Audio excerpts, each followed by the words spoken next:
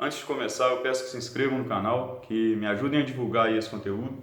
Curte aí se gostar, comente se concordar ou se discordar de mim, porque é só através do debate, do diálogo, que a gente pode levar realmente conhecimento adiante. Só para me justificar, eu fiquei uns dias aí sem postar vídeo, mas foi porque realmente eu não tive tempo, tive meio corrido por questões pessoais recentemente, e não é porque eu desisti, eu comecei a achar que o povo é ignorante, que as coisas não têm conserto, não. Eu não sou desse feitio de desistir das coisas, não, e simplesmente não tive tempo mesmo. Hoje eu quero tratar de um tema que está nos afetando diretamente, de uma maneira muito, muito direta, por sinal, a todos nós, e que serve de justificativa, de argumento inquestionável contra aqueles que usam do argumento do livre mercado, que tentam justificar tudo com o livre mercado. Para quem tem família ou para quem vive sozinho, que tem que fazer as compras do mês, né? Ou da semana, da quinzena, conforme cada lugar. Ou para quem pelo menos ainda é jovem, mas tem uma curiosidade de ver como estão as coisas em casa, pôde ver que recentemente o preço da carne ficou um absurdo, aumentou demais. E por que disso? Por que aumentou? Ah, mas é porque o chinês está comprando. Ah, os chineses. Mas então, o que acontece? Por que se os chineses comprar encarece para nós?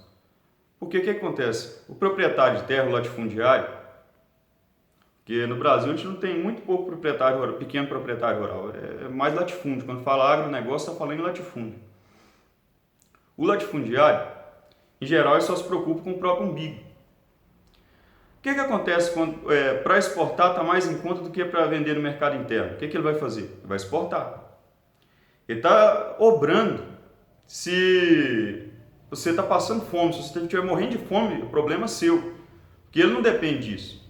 Se estiver bom para ele produzir soja para vender, se estiver bom produzir a carne, o gado de abate para poder vender a carne, exportar a carne para fora, se você estiver passando fome, é problema seu. Você paga caro, se você quiser, ou morre de fome. Porque isso é o livre mercado. Você dá liberdade para o proprietário, para quem quer que seja, para fazer o que bem entender com a produção. Não interessa se você está prejudicando o coletivo. Ah, mas se ele não vender, vai quebrar, não sei o que. Para de falar besteira. Vamos parar para pensar um pouquinho. O cara está vendendo para o mercado interno, está normal, todos esses anos. Um ano que ele deixasse de vender para fora, que está com preço melhor, e continuasse vendendo no mercado interno, ele ia quebrar por quê? Ele ia continuar lucrando da mesma forma.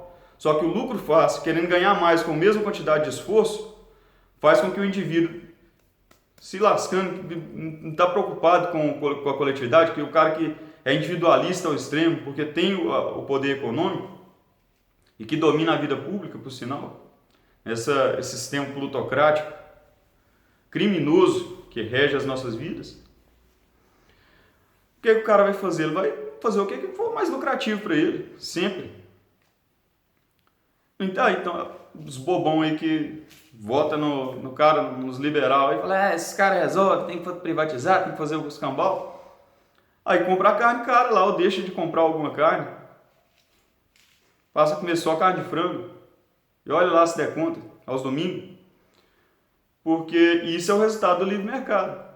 Quando não tem uma demanda lá fora, beleza, o preço cai aqui. Agora, quando tem uma demanda lá fora, você vai e passa falta mesmo, porque está mais lucrativo vender para fora. Um estado como o Brasil, que produz muito mais do que consome, ele só era para ter carestia em dois casos, ou aumento de preço, não é mesmo que não haja carestia, mas aumento de preço. Só em dois casos. Um, se tivesse uma série de desastres naturais que prejudicasse a produção interna a ponto de faltar, de não ter suficiente. Aí era compreensível. Ou se por algum motivo, digamos que, o que não é possível no Brasil, mas digamos que a gente tivesse falta de terras cultiváveis, ou de pasto, ou de seja lá o que for, e não tivesse produzindo a quantidade que a população consome. Aí era compreensível. Aí não tinha outra opção a não ser buscar lá fora e haveria aumento de preço. Mas nenhum desses dois é o caso. É simplesmente que, por questões comerciais da China com os Estados Unidos, a China parou de comprar onde ela comprava e achou que resolveu comprar no Brasil. Aí o latifundiário, vendo a bocada, vai lá e vende tudo para fora. É por isso que essa questão de livre mercado é uma falácia, uma aberração. Ela vai contra tudo que é certo. Nacionalismo e livre mercado são coisas que são vias de mão contrária. É por isso que eu defendo corporativismo econômico e defendo abertamente. Corporativismo não é isso que esses anormais aí do governo ficam enchendo a boca para falar, um outro trouxa comenta que não sabe, não tem noção do que é corporativismo econômico. Corporativismo econômico seria existir uma entidade do Estado para chegar para esse latifundiário, ou de preferência que fizesse uma diferença no Estado, uma reforma que permitisse que houvesse pequenos proprietários rurais, chegasse para essas pessoas e falasse, infelizmente, você tem que atender o mercado interno. Eu não vou tomar a sua produção, não vou te prejudicar, mas você tem que vender para o mercado interno. Porque antes de qualquer coisa, antes de ser proprietário, de ser o que for, você é brasileiro, você tem um compromisso com o seu semelhante.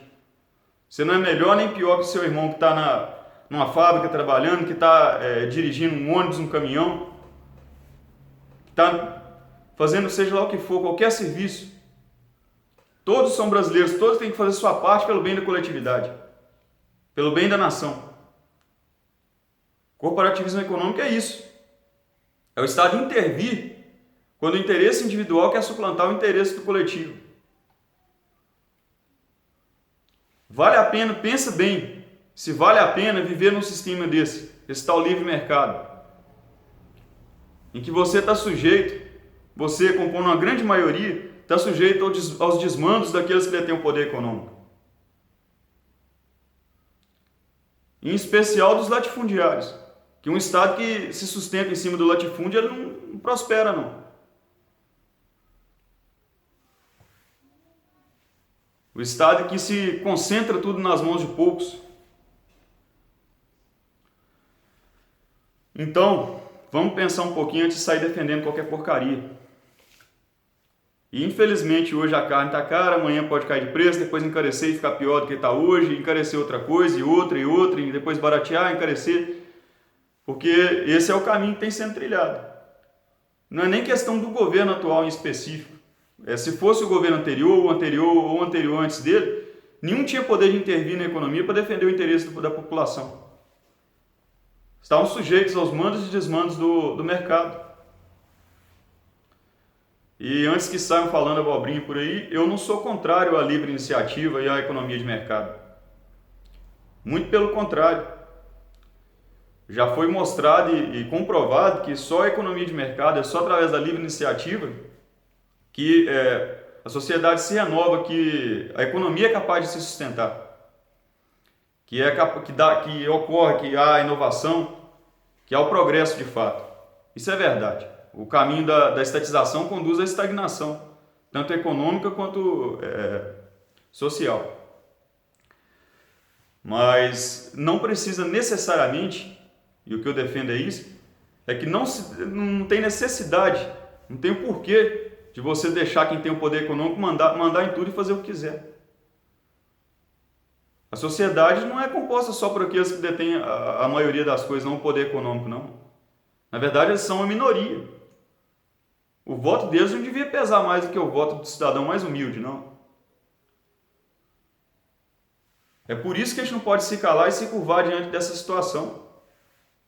Tem que ser feito alguma coisa. E essa turma aí que está no atual governo, que defende, não abre a boca suja e miserável para falar que é nacionalista ou que é patriota, não. Porque se você defende livre mercado, você é um parasita internacional. Você não tem condições de dizer que você é nenhuma dessas duas coisas. Não. Você não ama a pátria nem a nação. Você é um lacaio das forças da plutocracia, do que vem do exterior. Vamos repensar o que a gente está fazendo aí, gente. Ainda tem solução ainda. Só que não adianta quando o caminho estiver ruim você trocar para um pior, não. A solução é acabar com esse sistema pútrido, carcomido, plutocrático, mercenário, que só serve aos próprios interesses, e construir algo limpo e puro de verdade, que priorize o interesse da população, de todos, não de um grupo, minoritário ou maioritário, mas de todos. A nação engloba todos nós, rico ou pobre, poderoso ou humilde. E é só através da colaboração, da união de todos os brasileiros, independente da circunstância em que cada um está, é que nós poderemos construir um Brasil forte, em que a população toda ela tem um padrão de vida decente e condições dignas de sobrevivência. E antes que o digam, eu não sou esquerda nem direita, eu sou nacionalista.